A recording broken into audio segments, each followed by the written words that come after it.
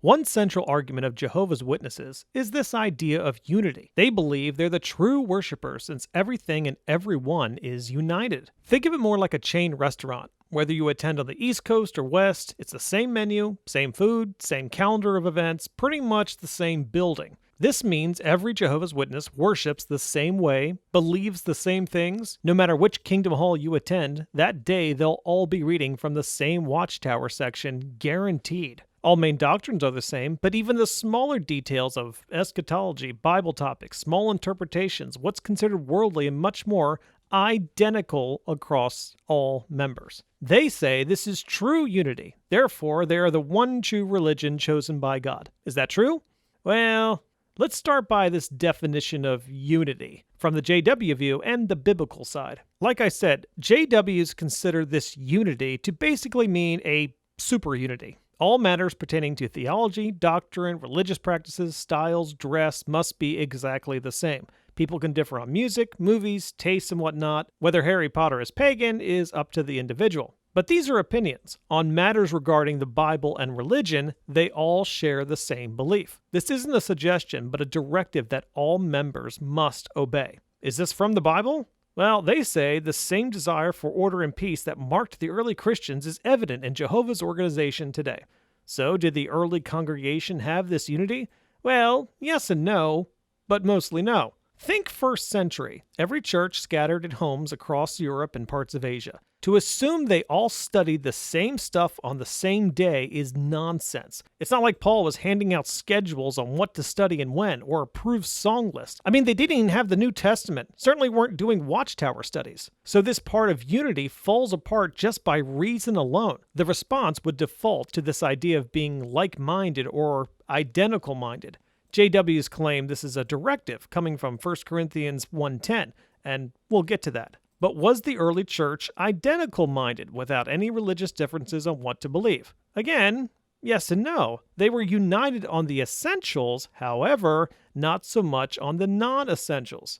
See, Christians call this the essential doctrines and the non-essentials. Essentials pertain to salvation and one's relationship with God. Non-essentials don't affect my standing or justification. Look at Romans 14. Now accept the one who is weak in faith, but do not have quarrels over opinions. One person has faith that he must eat all things, but the one who is weak eats only vegetables. Verse 5, one person values one day over another, another values every day the same. This is accepting into the congregation, loving them even though they differ on opinions pertaining to faith. Romans 15:7 uses the same verbiage, accept others as Christ accepted you. Now, some may respond, these are just opinions. No, these have to do with religious convictions. First is about food, the next, however, is about someone who values one day over another. This is actually a big deal, as Paul makes mention of this in his letter to the Galatians. Galatians 4:10. These are Jews he's talking to, and they keep going back to circumcision and Jewish festivals. Paul says, hey, you've been freed from sin, you're still obsessing about keeping these feast days? You don't have to, and if you think it saves you, you're wrong. So even though Paul is condemning these Judaizers in Galatians for this belief, in Romans he's welcoming in people who are still doing these things. Is he contradicting himself? No, because the Judaizers were saying all the festivals and practices were essential to salvation. In Romans, they were observing. These people recognized they were not essential issues. But does it say kick them out? No. Does it say they weren't in unity? No. Were they still welcomed in? Yes. So they were in unity, still having different beliefs, having different minds about biblical topics. And this was allowed. Well, there you have it. A typical witness response is, but we need to avoid foolish controversy like Titus 3:9 or 2 Timothy 2:23. Therefore, we can't debate about anything and need to be united. Read the verses again. In all those cases and more, the writer is warning about bickering, fighting over things that don't matter. Avoid doing that. He doesn't say you can't talk about them. He says don't fight over it. I can debate with my friend over Star Wars Episode 8 and how objectively horrible it was. But our bond is shaken if we get angry, lose our tempers, and have it separate our relationship. So the command is don't let disagreements get in the way of the love of one another. Now, witnesses will try to use Zephaniah 3:9 and Ephesians 4:3, but none of those speak to this super unity. They're just reading into the text something it isn't saying. Okay, so what about normal unity, which the Bible clearly talks about? Now, addressing 1 Corinthians 1:10, Paul opens up this letter by saying, don't put yourselves on the side of Paul or Apollos, you're on Christ's side. We're all on the same team. Team Jesus, the same God, the same mission, the same gospel, the essentials of our faith we're all in agreement on, to which there is no wiggle room. That's the point. Look further. Now I urge you, brothers and sisters, by the name of our Lord Jesus Christ, that all you agree and that there be no divisions among you, but that you be made complete in the same mind, in the same judgment. Divisions, schisms, don't break apart over what I'm about to say. You've been made complete or joined together. All these different parts form to make one body, one church. The same mind doesn't mean the same opinions about everything across the board. This is about the same mission for Christ. Speaking of the mind, look at Romans 15:5. Now may the God who gives perseverance and encouragement grant you to be of the same mind with one another according to Christ Jesus. On Christ's mind, what he wants, and he wants everyone to know who he is and what he's done. That's the good news. Paul just says, don't create barriers and divisions. Don't be a bunch of idiots splitting over trivial matters. Stay united on the essential beliefs that bring about the goal. There is no verse that says everyone must think exactly the same. Yet that doesn't stop witness leadership from saying this, or harbor private ideas when it comes to Bible understanding. You mean you can't think for yourself? That's concerning. Well, Christendom is so split. Look at all those denominations and sects. Thousands, all believing different things. Truly Babylon the Great. No.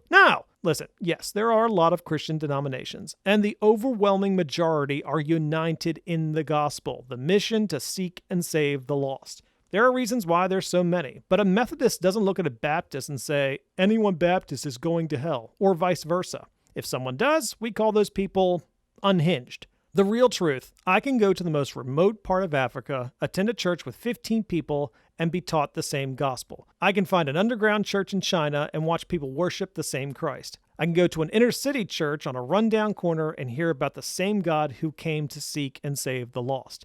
Now, my experience will be drastically different. I'll sing different songs, hear different sermons, but it's still the global united church. Are there apostate churches? Sure, which is why God gives us discernment and His Word. Compare them to what Scripture teaches and do so yourself. There are many false churches that strayed away, teaching their own gospel, printing their own Bible, and telling their members what to think. Hint, hint. See, the witness unity isn't super unity. It's fake unity. It doesn't come about naturally from people just reading God's Word and coming together. No.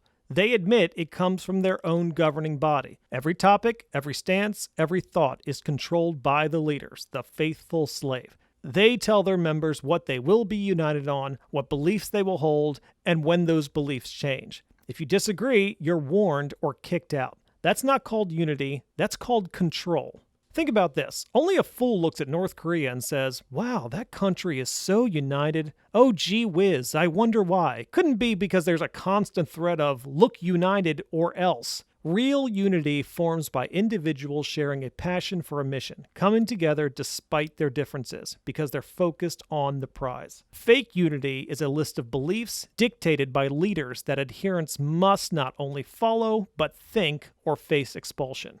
Pretty obvious where Jehovah's Witnesses fall. Now they'll respond, well, you Christians are still broken up into denominations and witnesses have maintained perfect unity without any splinter groups. Yeah, that whole we've maintained unity with no splinter groups. See, this is called, lying. There have been several splinter groups, the Russellites, the Goshen Fellowship, the True Faith Jehovah's Witnesses, the Theocratic Organization of Jehovah's Witnesses, even some recent ones like Witnesses of Jah. These people exist, and this is called deceiving your audience. Look, I'll tell you what real unity looks like. No matter what culture, what race, what ethnicity, the same God has brought all nations together under Jesus Christ the King. He doesn't care if you worship in a hut, a basement, outdoors, a movie theater, or a warehouse. He doesn't care what you wear, how much facial hair you have, or how much Greek and Hebrew you study. He doesn't care if you think the world is ending before or after a tribulation, or if there will even be one. He doesn't care if you believe in predestination, or whether the days of Genesis are literal or poetic. What he does care about is you knowing him and his Son, recognizing you're a creature who rebelled, And the only way to make peace with God is through faith in the person and work of Jesus Christ the Savior. That's what nearly 2 billion people from all over the world are united on, and have been for nearly 2,000 years. They are joined not by leaders, but by God's Spirit and the Word of God and the gospel message that brings salvation to anyone who believes. They're united, but not perfect. And that's kind of the point.